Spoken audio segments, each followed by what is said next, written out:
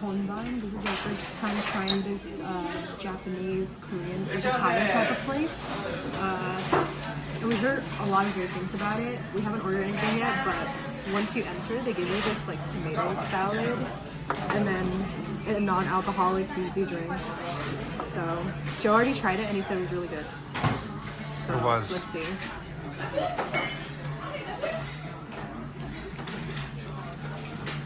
The white sauce is some sort of like aioli or something. Mm-hmm. It's like a sweet, garlicky Let's try this. sauce. Cheers by myself. Wait for me, wait for me.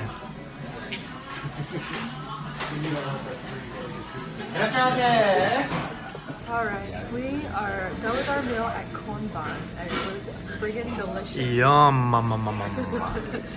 And I am super full even though I'm like you'll see in the clips. Everything looks like, you know, like little bite-sized appetizer, right? But I was so full. But you can eat more like Joe. Like, it's like the perfect amount. Anyway, everything was delicious. We both really love the mackerel sushi and the yellowtail crudo. Those for sure you have to get. And then everything else is good as well. So it just depends on how hungry you are. I like the katsu too. Usually I'm not like a fried food person. Yeah, like truffle that. salt, wasabi, great touch. The truffle rice was good, but I don't think I would order it again. And the mazamon was good as well, but I feel like it didn't stand out. Like I feel like I could get that like any other noodle shop, right? True. Like Xi'an or something. True. Do you think anything different? No, I agree. I think the sushi was definitely the standout for me. The katsu was nice and fluffy and crispy. And I think the crudo, which I had for the first time, wow. Like the sweetness of the orange with the slight savoriness of the tuna. Yellowtail. The yellowtail, wow. So good. And the mackerel was nice and a little fatty, very tender, nice balance of rice and fish. And like the wasabi. Yeah, That was good. So I'd go again. Yeah, I would recommend it. I heard it was overrated from people, but I rate it high. And now we are at. Oh, there's no name. There's no signage. Here you go, backwards. Electric burrito. Surf and turf, carne asada fries. We're at Round the two. other location that we talked about last time. It is in Chelsea, so.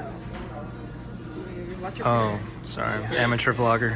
To the Chelsea location. You can, what's the saying? You can take the person out of California, but you can't take the California out of the person.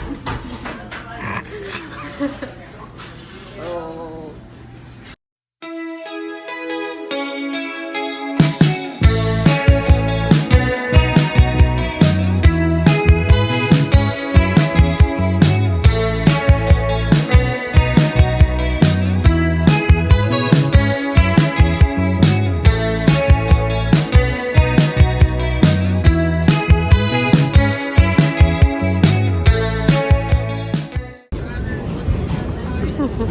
We are home and relaxing, waiting to start the second part of our date.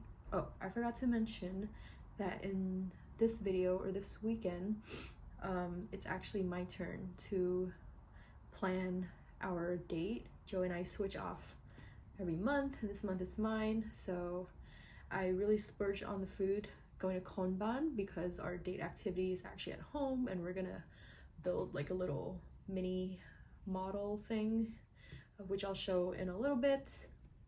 But I wanted to show my book haul because I got a lot of books. So first book I got is If Beale Street Could Talk by James Baldwin. I don't know much about this author, but I've heard of his name before, and I believe this is also it's been adapted into a movie, and a lot of people talk about this book by this author. And then also Giovanni's Room is another one that I heard is a must read as well. So I'm really excited to check out this story. Another one is The Shock Doctrine, The Rise of Disaster Capitalism by Naomi Klein. I had seen this book when the results of the election came out, and there was a post, I forgot what it was, but it was basically quoting something from this book saying how it's really relevant about related to our election results and what is to come. And I don't know much about politics, and I'm trying to understand how the world works better. And it's a really thick book. Really excited to read this, especially since I mostly read fiction. I do like nonfiction, but more in the form of memoirs. But yeah, as I'm getting closer to 30, I've learned, like, my taste in things I'm noticing that they're changing quite a lot.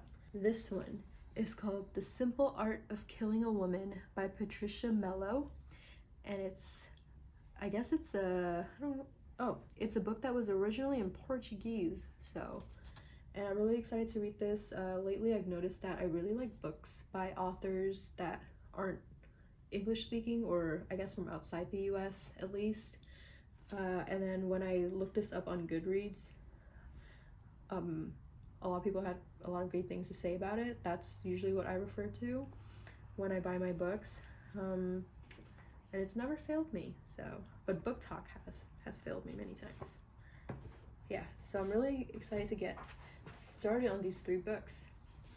Oh, and also wanted to talk about books I've read so far this year. I'm usually a pretty slow reader, and so last year I made a goal to read at least 1 book a month, so 12 total, and I think I read exactly 12. And then this year I set the same goal, and so far I think I already read like 5 books. So on my bingo card I also said to read at least 1 nonfiction book, so I picked the shortest nonfiction book I could find that seemed interesting to me, and I ended up with this copy of Against Techno-Ableism: Rethinking Who Needs Improvement by Ashley Shue. I really recommend it. I loved it more than I thought for a nonfiction book, and I really got through it quickly. And then this was the first book I finished this year, called Beartown by Frederick Backman. He's one of my favorite authors, I'm realizing. This is my 3rd book by him, and I have his other books. The first one I read was called A Man Called Ove. This is one of my favorite books. It's amazing. And then Anxious People, which is pretty popular. I thought the story was interesting, but it was okay. It wasn't my favorite. Beartown I also loved. I had seen this in the Strand, where it was in the staff recommended pile. Also a series. I haven't gotten to the other books yet, but I'm really looking forward to reading the rest of the stories. My most recent finish was Emily Wilde's Encyclopedia of Fairies by Heather Fawcett. This one I got last year. It took me like maybe 6 months to finish. It was when I was like, wow, I think I might like comfort fantasy. So I got really excited. I got this book. And it's like interesting, and it fits into that cozy fantasy genre, but I don't know. I don't think I'm gonna continue with the series. But if you like cozy fantasy, this is pretty good. I think it's just a little bit too verbose, you know? Yeah. And then one of my most favorite reads this year is called No One Writes Back by Jang Eunjin. And I love it. It's one of my favorite books. I love it. And then another book I read this year is called Absolution by Alice something. I don't remember her last name. I don't have the book copy with me because I put it in like the little local mini library box in my neighborhood, but I really enjoyed the book. I think it took place during the Vietnam War, but was written in the perspective of the wives of the American men who were sent to Vietnam to do their things over there, and I really enjoyed this book as well. As you can see, I'm not really a harsh critic of books.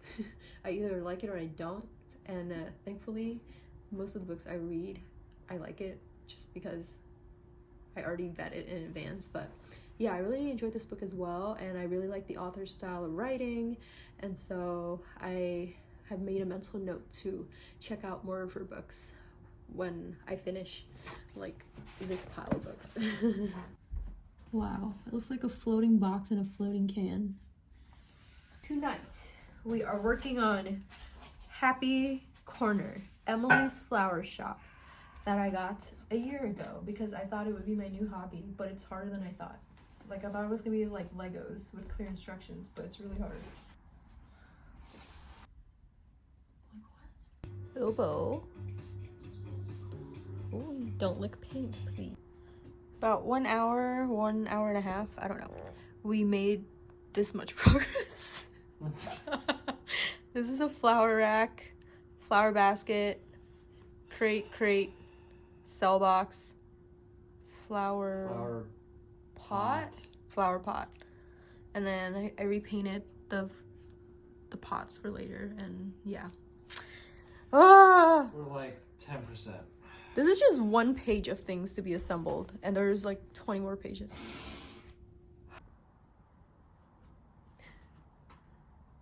Bilbo's curious by our wall hook.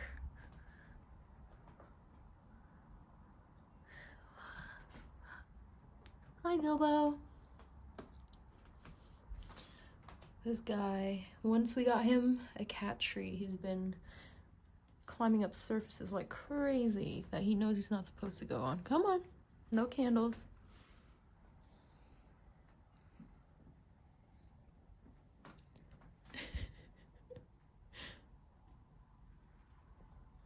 Look at him, he's so tall.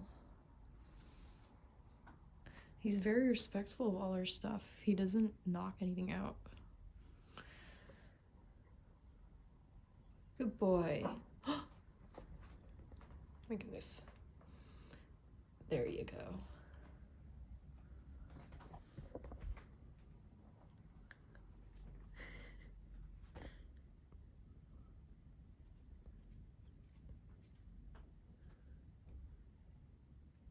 He thinks he's a hunter.